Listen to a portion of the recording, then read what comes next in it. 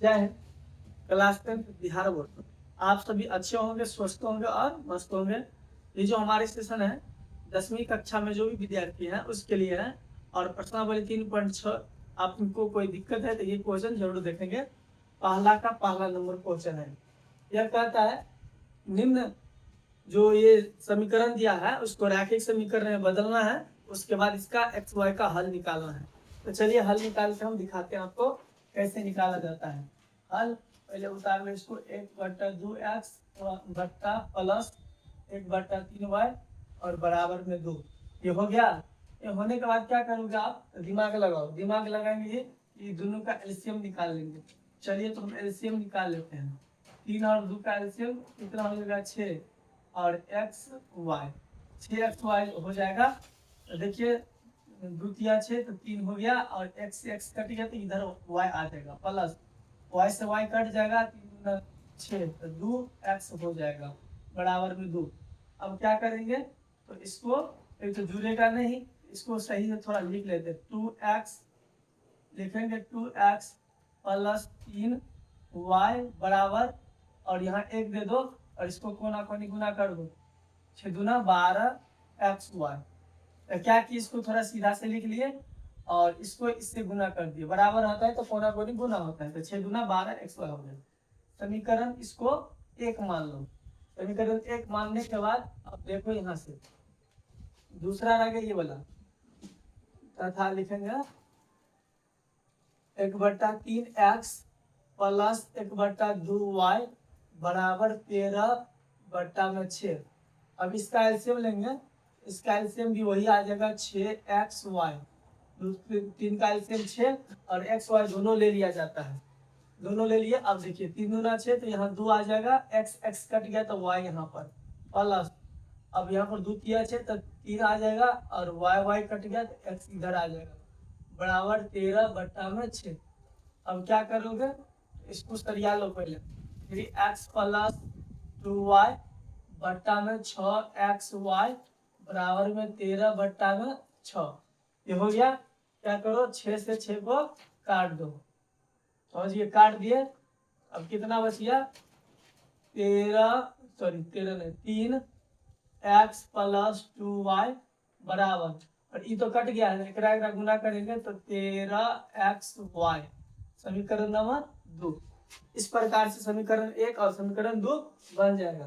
तो लिखिएगा समीकरण 1 तथा समीकरण 2 से, और समीकरण 1 और 2 से यहाँ पर कटने वाला कौन है, कोई नहीं है। मान लो हमको y को काटना है तो y में कितना है, 3 है, तो इसको इसमें गुना कर दो 3 से, और यहाँ y में 2 है तो इस दूसरे इसमें गुना कर दो ताकि कट पाए, है ना। y वाला तो विलोपन विधि से हम बना रहे हैं, विलोप हो जाएगा। तो चलिए इसको गुना करेंगे क्योंकि पहले समीकरण नहीं लिखे तो गुना करो। तो 2 दूना के 4x प्लस, अब इसको गुना करो, 2 तिया के 6y बराबर का बराबर, और 12 दूना 24xy हो गया। उसके बाद इससे गुना करो, 3 तिया 9x प्लस 3 दूना 6y बराबर 13 तिया 39xy। ये हो गया। इस प्रकार से हो गया।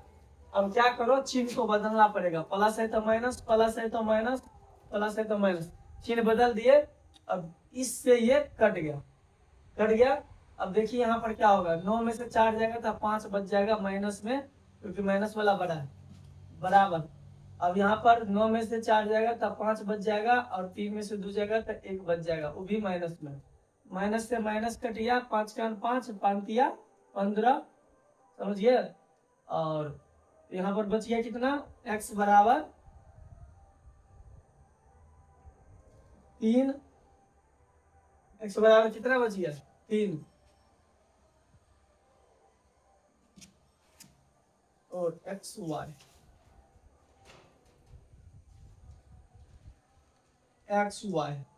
है ना। ये xy घट के xy यहाँ आया रहेगा, तो घटा के कितना बच गया, 5 या 15 काट दिए, लेकिन तो xy बचल रहेगा ना।